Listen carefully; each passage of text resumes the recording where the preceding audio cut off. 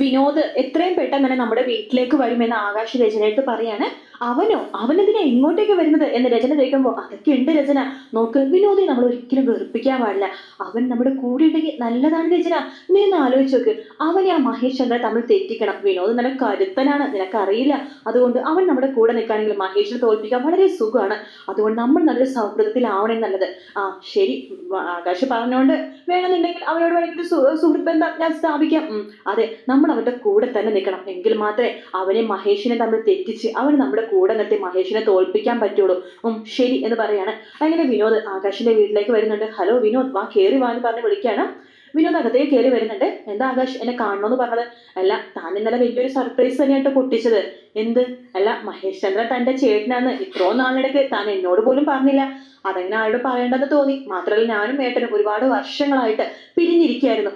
അത് ഈ ഇടയ്ക്കാണ് ഞാനും ചേട്ടനും ഒന്നായത്. അതുകൊണ്ടാണ് ഞാൻ പറയാതിരുന്നത്. ആകാശിനെ പരിചയപ്പെടുന്ന സമയത്തൊന്നും ഞാനും ചേട്ടനും തമ്മിൽ ഒരു കൂട്ടും ഉണ്ടായിരുന്നില്ല, ഒരു കോണ്ടാക്ട് ഉണ്ടായില്ല. ഞാനും ചേട്ടനും തമ്മിൽ ഇപ്പൊ കോണ്ടാക്ട് തുടങ്ങിയിട്ട് ഒരാഴ്ച ആയിട്ടുള്ളൂ എന്ന് പറയാണ്. ഓ, അത് ഞാൻ വിശ്വസിക്കില്ല കേട്ടോ വിനോദെ. അത് വിനോദ് പറഞ്ഞ നുണയാണ്. കാരണം ഇഷിതയുടെ മാരേജിന്റെ സമയത്ത്, ഇഷിതയുടെ വിനോദിന്റെ ചേട്ടന്റെ മാരേജിന്റെ സമയത്ത് താനല്ലേ ഇഷിതനെ സഹായിച്ചത്? അതെ, അതിനാണ് സഹായിച്ചത്, ഇല്ലാന്ന് ഞാൻ പറഞ്ഞില്ലല്ലോ. പക്ഷെ അതെന്റെ ചേട്ടനെ സഹായിക്കണം. എന്റെ ചേട്ടന്റെ ഭാര്യയാണ് ഇഷിത, ഭാര്യ ആവേണ്ട ആളാണ്. അപ്പൊ അവളെ സഹായിക്കേണ്ടത് എന്റെ കടമയാണെന്ന് തോന്നിയോണ്ടാണ് ഞാനത് ചെയ്തത്. അല്ലാതെ അന്ന് ഞാനും ചേട്ടൻ ഒരു ബന്ധം ഉണ്ടായില്ല. ചേട്ടൻ എന്നെ കാണുന്നത് ദേഷ്യമായിരുന്നു. പക്ഷെ ഇപ്പൊ ചേട്ടനെ കുഴപ്പമൊന്നുമില്ല. ഓ, അപ്പൊ താനും തന്റെ ചേട്ടനെ ഒന്നായല്ലേ?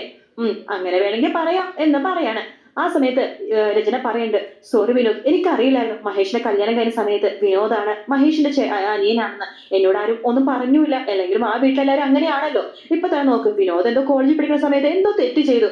വിനോദിന് എത്ര വർഷം അവര് പിരിഞ്ഞിരുന്നത്? 10 വർഷം പിരിഞ്ഞിരുന്നില്ലേ? അതാ പറഞ്ഞത്. വിനോദിന്റെ അമ്മേനെ കുറിച്ച് പറയാൻ വളരെ മോശപ്പെട്ട സ്ത്രീയാണ് കേട്ടോ അവര്. അവരുടെ അടുത്ത് എന്തുമാത്രം ക്രൂരത ചെയ്തിട്ടുണ്ടെന്ന് വിനോദിന് അറിയാവോ? ഭയങ്കര പീഡനമായിരുന്നു. എപ്പോഴും കുറ്റപ്പെടുത്തും എന്നൊക്കെ രചന പറയാണ്. വിനോദിനെ കയ്യും കാലൊക്കെ ഇങ്ങനെ തിളക്കുവാട്ടെ കുറ്റമാണ് കേൾക്കുമ്പോഴേക്കും. ആ സമയത്ത് ആകാശ് രചന വേണ്ട എന്ന രീതിയിൽ ഇങ്ങനെ നോക്കി പേടിപ്പിക്കുന്നുണ്ട്. പക്ഷെ രചന അതൊന്നും മൈൻഡ് ചെയ്തില്ല കേട്ടോ. രചന പറയാണ്, അത് മാത്രമല്ല, നിന്റെ ചേട്ടനുണ്ടല്ലോ വിനോദേ, മഹേഷ്, അയാൾ മുമ്പ് ഇങ്ങനെയൊന്നും അല്ലായിരുന്നു, ഭയങ്കര സാധനമായിരുന്നു. ഒരു സാരി പോലും മേടിച്ചിടാൻ പറ്റില്ലായിരുന്നു. അങ്ങനെയൊക്കെ പറയുമ്പോഴേക്കും വിനോദ് പെട്ടെന്ന് ചാടി എഴുന്നേക്കാണ്. മര്യാദക്ക് നിന്നുള്ള നിങ്ങളൊരു സ്ത്രീ ആയതുകൊണ്ടല്ല ദേഹത്ത് കൈ വെക്കാത്ത, അല്ലെങ്കിൽ എന്റെ കൈയിന്റെ പാട് നിങ്ങളുടെ കവിളിൽ പതിഞ്ഞായിരുന്നു. എന്റെ ചേട്ടനെ അമ്മേനെ കുറിച്ച് കുറ്റം പറയാൻ നിങ്ങൾക്ക് എന്ത് യോഗ്യതയാണുള്ളത്? എന്റെ ചേട്ടന്റെ ഭാര്യയായി നിൽക്കാണ്ട് ഒരു യോഗ്യത നിങ്ങൾക്കില്ല. ഒരു കണക്കിന് നിങ്ങൾ എന്റെ ചേട്ടന്റെ ഭാര്യ സ്ഥാനത്ത് ഒഴിഞ്ഞു പോയത് നന്നായി. അതുകൊണ്ട് ഈശ്വരനെ പോലത്തെ നല്ലൊരു പെണ്ണിനെ എന്റെ ഏട്ടനെ കിട്ടി. നിങ്ങളുടെ സ്വഭാവം എനിക്ക് നന്നായിട്ട് അറിയാം കേട്ടോ. അത് ആരും പറഞ്ഞിട്ട് വേണ്ട, എനിക്ക് നന്നായിട്ട് അറിയാം. നിങ്ങൾക്ക് വേണ്ടതേ ഞാനൊന്നും പറയുന്നില്ല എന്ന് പറയുമ്പോഴേക്കും രചന എടുത്ത് പറയേണ്ട ആകാശ്, രചന എന്താ ഇത്? രചനക്ക് ആളും തരം നോക്കി സംസാരിക്കാൻ അറിയില്ലേ? നോക്ക്, വിനോദിന്റെ ഏട്ടനാണ് മഹേഷ്. മഹേഷിനെ കുറിച്ച് ഇങ്ങനെയൊക്കെ പറയാമോ വിനോദിനോട്? സോറി വിനോദ്, ഞാൻ അങ്ങനെ ഉദ്ദേശിച്ച് പറഞ്ഞതല്ല. എന്താണെങ്കിലും എനിക്കിവിടെ നിൽക്കേണ്ട ഒരു കാര്യമില്ല, ഞാൻ പോകുവാണ് എന്ന് പറയുമ്പോൾ ആകാശപ്പെട്ട്, വിനോദ്, രചന ഇതിന് പറഞ്ഞില്ല, താനിങ്ങനെ പിണങ്ങി പോവല്ലേ? നോക്ക്, താനിപ്പോ മഹേഷിന്റെ അനിയനാണെങ്കിലും എനിക്കൊരു കുഴപ്പമില്ല. നമ്മൾ തമ്മിലുള്ള ഫ്രണ്ട്ഷിപ്പ് കട്ട് ചെയ്യേണ്ട ആവശ്യമൊന്നുമില്ലല്ലോ. എനിക്കും അതിന് താല്പര്യമൊന്നുമില്ല. ആകാശിനോട് എനിക്ക് വലിയ കാര്യങ്ങളൊന്നും ഇല്ലല്ലോ. നമ്മൾ തമ്മിലൊരു ശത്രുതയില്ലല്ലോ. പിന്നെ അതുകൊണ്ട് ആകാശിനോട് എനിക്ക് പിണങ്ങേണ്ട കാര്യമില്ല. പക്ഷെ നിന്റെ ഭാര്യയൊന്നുമല്ല, ഞാൻ പറയുന്നില്ല അതിന്റെ പേര്. എന്തായാലും രചന ഇനി നിമ്മ വർത്തനം പറഞ്ഞ ഇനി ഒരിക്കലും ഈ വീട്ടിലേക്ക് കയറി വരില്ല എന്ന് വിനോദ് പറയാണ്. നോക്കിക്കോ എന്ന് പറഞ്ഞിട്ട് വിനോദ് അവിടെ നിന്ന് ഇറങ്ങി പോകുന്നുണ്ട്. വിനോദ് പോയി കഴിയുമ്പോഴേക്കും ആകാശ് പണ്ട്, രചന നീ എന്തൊക്കെയാ പറഞ്ഞത്? അവന്റെ അമ്മേനും അച്ഛനെയും കുറിച്ച് അവനോട് തന്നെയാണ് കുറ്റം പറഞ്ഞത്. സോറി ആകാശ്, എനിക്ക് പെട്ടെന്ന് മഹേഷിന്റെ പേര് കേട്ടപ്പോ രക്തം തിളച്ചു, അതുകൊണ്ട് അങ്ങനെയൊക്കെ പറഞ്ഞത്. ഈ രചനയുടെ ഒരു കാര്യം, ഞാൻ അവനെ എങ്ങനെയൊക്കെ സ്മൂത്താക്കി കൈകാര്യം ചെയ്യുന്ന സമയത്ത് എല്ലാം തൊലച്ചത്. ഇനി വരുന്നിടത്ത് വെച്ച് കാണാം എന്ന് ആകാശ് പറയാണ്. അതിനുശേഷം മഹേഷ് ആണെങ്കിൽ ഇഷിതക്ക് ഭയങ്കര ദേഷ്യം കേട്ടോ. ഇഷിത പറയുന്നുണ്ട്, ഞാൻ അപ്പുറം വരെ പോയിട്ട് വരാന്ന് പറഞ്ഞിട്ട് അപ്പുറത്തേക്ക് പോകുമ്പോഴാണ് അശ്വിതനെ കാണുന്നത്. അശ്വിതനെ കാണുന്നത് ഇഷിത ഭയങ്കര സന്തോഷത്തിൽ ആ ചേച്ചി എന്നൊക്കെ പറഞ്ഞ് സംസാരിക്കാൻ പോകുമ്പോൾ അശ്വിത മൈൻഡ് ഒന്നും ചെയ്യില്ല കേട്ടോ.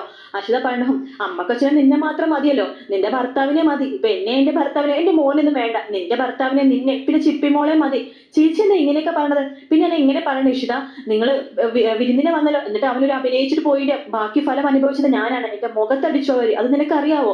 അതിനുശേഷം എന്റെ മഹേഷിനോട് എന്റെ മുഖത്തടിച്ചു. അവിടെ ഞാനിപ്പോ ഒരു പണിയും ചെയ്യാതെ സത്യാഗ്രഹം എടുക്കുക, പുറത്തുനിന്ന് മാത്രം ഫുഡ് മേടിച്ചിട്ട് ഞാൻ ഒരു ജോലി അന്വേഷിക്കുകയാണ്. ജോലി എങ്ങനെ എനിക്ക് കിട്ടിക്കഴിഞ്ഞാൽ എന്റെ മോനെ കൂട്ടിക്കൊണ്ട് ഞാൻ അങ്ങോട്ടേക്ക് മാറുവാണ്. ആർക്കും ശരിയായിട്ട് ഈ അശ്വിത ഇനി വരത്തില്ല എന്നൊക്കെ ഇവിടെ അശ്വിത അവിടെ നിന്ന് പിണങ്ങി പോവാട്ടോ. അത് കാണുമ്പോൾ ഇഷിതക്കും മാഷിനും അതുപോലെ പ്രിയാമണിക്കൊക്കെ വിഷമാവുന്നുണ്ട്. ഏറെക്കുറെ അശ്വിത പറഞ്ഞതിൽ കാര്യമുണ്ടല്ലോ. ഇഷിതനെ മാത്രം പ്രിയാമണിക്കും മാഷിനും മതി. അശ്വിതനെ കുറിച്ചൊന്നും ആലോചിക്കുകയോ പറയോ ഒന്നുമില്ല.